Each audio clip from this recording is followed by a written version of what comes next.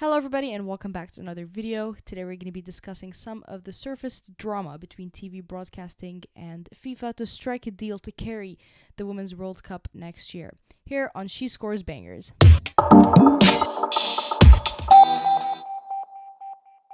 If you don't know already, the 2023 FIFA World Cup is to take place next year between July and August in New Zealand and their co-hosts Australia. And in preparation for that, it's quite a suitable time now for TV broadcast to start striking deals with FIFA to be able to carry the games for us next year. However, it seems like it has been a little bit of a tough task after some friction has been announced by the FIFA president himself and other articles that have also exposed this matter as well. On October 20th, this was right before the draw took place, it was revealed that FIFA had turned down multiple offers from European countries due to the offers being too low. This is the first kind of bit of news that we got of it, and it's obviously not ideal for FIFA to be refusing and turning down bids to carry the World Cup, especially in big European countries. And how FIFA worded this was that the women's game deserves more and the money needs to be a little bit higher, which is kind of an interesting statement for FIFA to say. Now, 2 days after this piece of information was released was the group stages draw in New Zealand, where FIFA president was present, obviously, which he was able to elaborate on the fact that the offers were too low. In fact, they were 100 times lower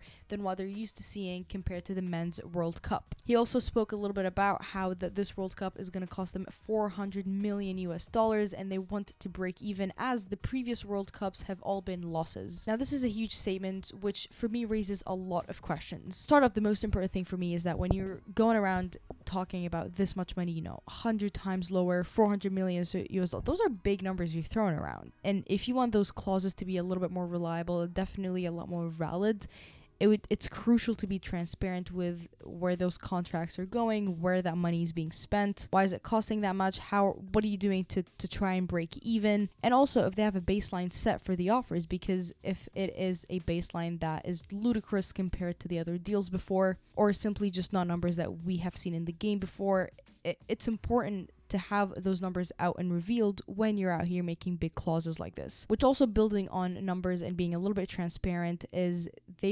over the last 4 years, they've been consistently talking about raising the prize money for the upcoming World Cup. That we are now under a year away from the World Cup, I think it would be more than ideal to reveal what those numbers are. And also, when you reveal it, that would kind of add a little bit of pressure to commit, and for us fans to know that that actually is happening. That money, now that it's been mentioned and publicly talked about, there's no running away from it. Speaking of prize money, looking into it, the last World Cup and the ones before them were just so low. I mean, the US took home $4 million as a prize money, which is quite literally pocket change for a lot of these players in the men's World Cup. So for the president to come out and compare it to the men's game, I think is quite ironic. And I say ironic because FIFA wants broadcasting companies to match what they're offering for the men's game, or at least close to that.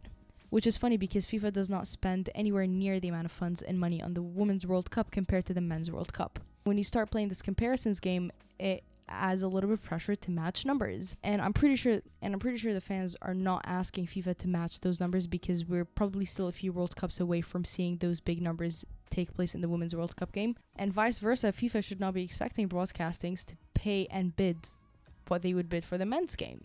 Now, to go back to the last World Cup, which again, the winners took only $4 million of the prize home, which the turnout for was incredible. The final match had 82 million people. The combined viewers had over 1 billion. Just the numbers are absolutely wild. And to think that it was only a $30 million prize involved is insane.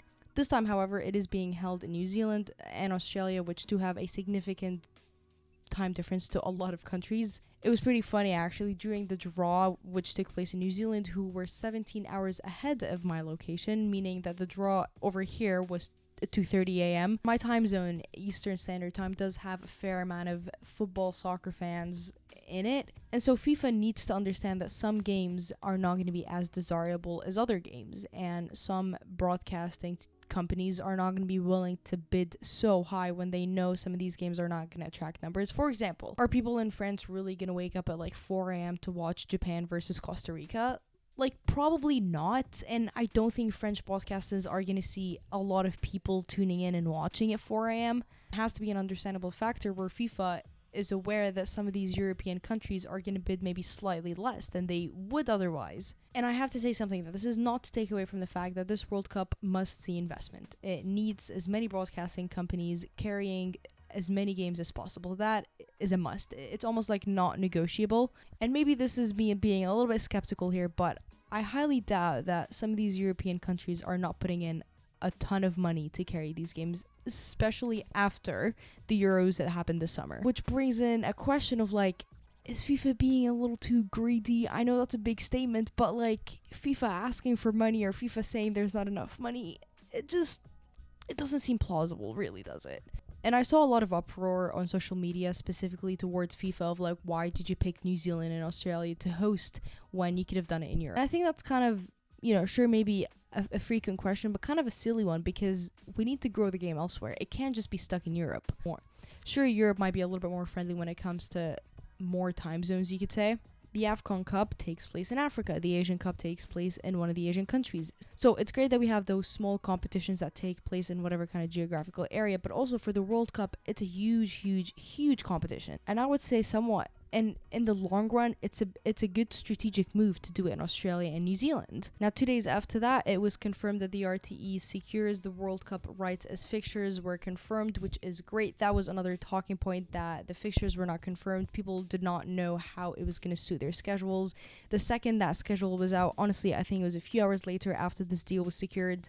And I think this right here is a huge move from Ireland. They just qualified for the first ever World Cup, and their country is the first one to publicly announce that they're going to be carrying not just the Irish games, but the entirety of the competition. That's great. I'm hoping after this public announcement by the RTE carrying out the games and the fixtures, schedules, kickoff times, everything that we need to know is finally out there. The deals are going to start rolling. The broadcast announcements are also going to start rolling. The thing that is out are the tickets. So if you are looking to treat yourself next summer and go over to Australia and New Zealand to watch some of these games, I know some of these tickets are live on the FIFA website.